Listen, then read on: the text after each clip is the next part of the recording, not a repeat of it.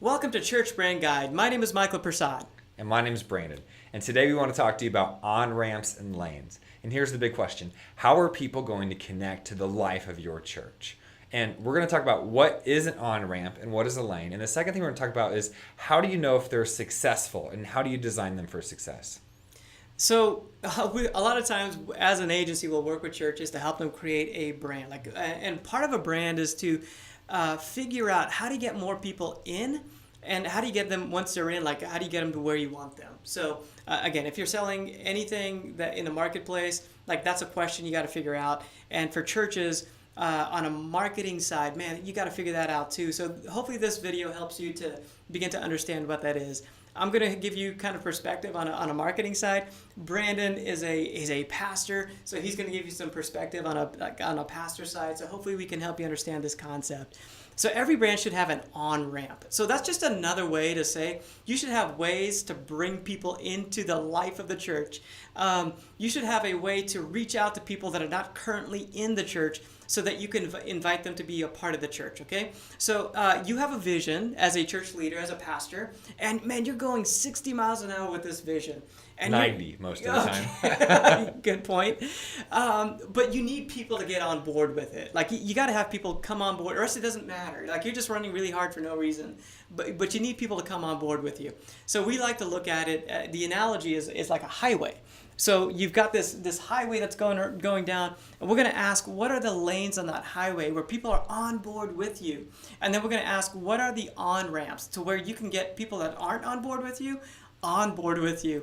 So a ramp is an attractional event of some kind that reaches out into the community. So on this diagram, we drew it up a little bit earlier, there's things like Easter or Mother's Day or September series where you're just inviting people back into the regular flow of church and everything in September. And then Christmas. These are natural times. Don't forget Mother's Day too. I mentioned that. But Mother's Day is actually a really, really good time of year to invite new people to come. Because if you get mom to ask people to come to church, they're going to come. It's true. So think about it that way. And then the lanes in the middle, we just wrote down 3 lanes that work really well for most churches. You can tweak this a little bit depending on your church. But if you need something to get you started, like here's a great starting point. We have a growth track. That's just a way for people to get on board with the church. Maybe you call it membership. Maybe you call it orientation, whatever you might call it. Maybe it's 2 weeks. Maybe it's 4 weeks. Maybe it's 8 weeks. Something along the lines that helps people get into the church and into understanding what the church is all about. And also who they are. Great churches that are growing also help people understand who they are and how they can jump in and be a part of what God's doing through that church. Small groups is another lane that works for most churches. Small groups could be a Sunday school. It could be a lot of different things, or groups that meet in homes. But you just need a way for relationships to begin to happen. And then serve teams. Like you need to get people plugged in so that you have people that are helping out in the church, helping it to function and grow from week to week. And then in serve teams too, people find value, and it's so valuable for people that are part of the team. So those are our lanes. These are our on-ramps. So let's talk about how do you know if it's being successful and how do you set up an on-ramp or a lane to be successful? So on-ramps are really important because it's like a first step for people. We know people just because of tradition are going to show up for Easter and for Christmas Eve.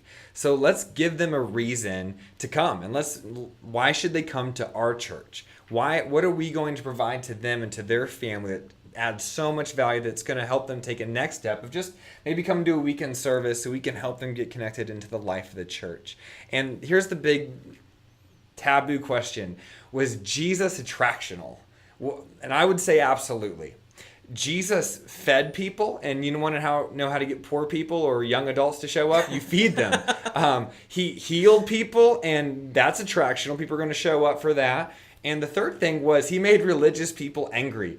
And whenever the really prominent, wealthy people in a community are really angry at someone and you've got this just voice and you've got this gathering, it's going to attract people. Jesus was never afraid of attracting people. Now, he wasn't just going to leave them in an attractional state. He was trying to lead them somewhere, but he was not afraid to create a hook in order for someone to get connected into who he was. So Jesus was fun. Little kids liked being around Jesus. Lost people like Zacchaeus, a tax collector, wanted to spend the day with Jesus. Why? Because people liked being around Jesus. As local churches, do people who don't know Jesus like being around us? That's a big question, which is why we should design Easter, a fall series. For some churches, it's September because people are coming back to church. Some people know October is a slump month, so they do a big series in October trying to keep it so people stay engaged in the life of the church. You need to know what works for your church and within your church culture. Church studies do show that Mother's Day is the third most attended Sunday of the year. And as a church, we would just encourage you to capitalize on that idea. So we want to be attractional. Second thing we want to answer is, what is the hook? Why are they going to come and be a part of what we're doing? So sometimes it can be food. Another great way is photo booths. People love taking pictures with their families. So if you could provide a way for them to take a picture, even if it's just their own phone, and you have a fun photo booth set up for them and their family at that Christmas Eve service, and they can come and get that nostalgic picture with their family that they can promote on social media, you found a way to serve them, and in the midst of serving them, you have an opportunity to share the gospel and help them get connected to your church. And here's the third thing. This is so important. You need a clear call to action. What are they going to do after coming to this service? What is it directing them to? How often have you been to a Christmas service where it was this great big event, but people just left and didn't come back? And a big reason why is because you didn't ask them to, and you didn't give them a reason to. We want to give them one call to action. Because if you give them a menu, if you've ever been to a restaurant that has too big of a menu, you don't even know where to begin. The most successful restaurants in today's culture provide the least amount of options. They do a few things and they do them really, really, really well. And at every event, we want to give them one call to action. So at Christmas, you might just be inviting them to come back to the January series. You might, in a September series, might be trying to get people connected into the small groups. But you need one clear call to action because a menu just creates confusion. And if you value everything, you really value nothing. Yeah, and just to tag on to that, so Brandon had some really good points there. On a marketing side, like as we're trying to market things, man, there's definitely a mindset that happens with marketing that's a little different than the pastoral mindset. Like where you're trying to, as a pastor, you're going after the lost sheep, and that's a great thing. And on a marketing side, you just want to make sure that you're very intentional about providing those next steps. And those are some great points. Now, as a lane, here's some things to keep in mind. You want to make sure that your lanes are going to be relational. They're all designed to bring people together and connect people. That's extremely important that your lanes do that, because you want to close the back door. There's a lot of times where people come to your church and they just bounce, and you don't even know that they were there, and you don't know that they left. So how can you close the back door, create some relationships where, man, if they're in the hospital, like somebody knows about that. It doesn't always have to be you as the pastor, but somebody knows about that.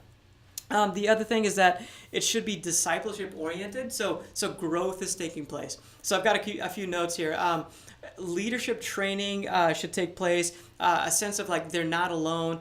Maybe they're being equipped to grow in some way. Brandon, do you have any thoughts about like what a great discipleship program has looked like? Have you seen some of that? Yeah, I think one of the keys to a great discipleship program is not just about delivering content, it's about developing a person. It's people oriented. So a great way for you as a lead pastor is to think about how are you going to equip the leader of these small groups or that Sunday school class or that equipping class to engage in relationship where they can provide that care and they can provide meaningful friendship, because we live in a culture that spends a lot of time in front of a device, whether it be a computer or a phone, but this is not normal for them. And what they long for is this. So if we can create environments for this to happen, we're winning as a local church. And in the discipleship component, we're leveraging relationship, first off, because it's the way that God designed discipleship to take place.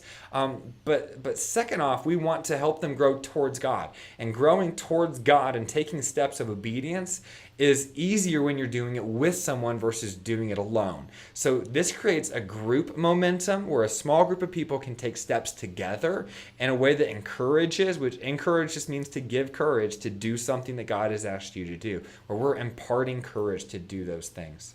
So we just want to be intentional.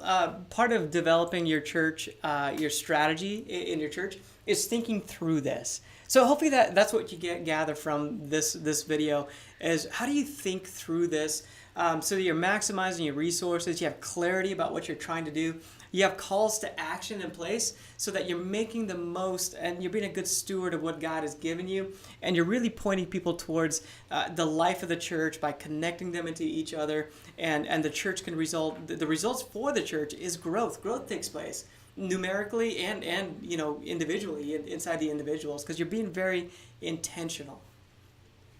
So thank you so much for joining us. I just want to encourage you with one last thing. All of this is people focused, not program focused.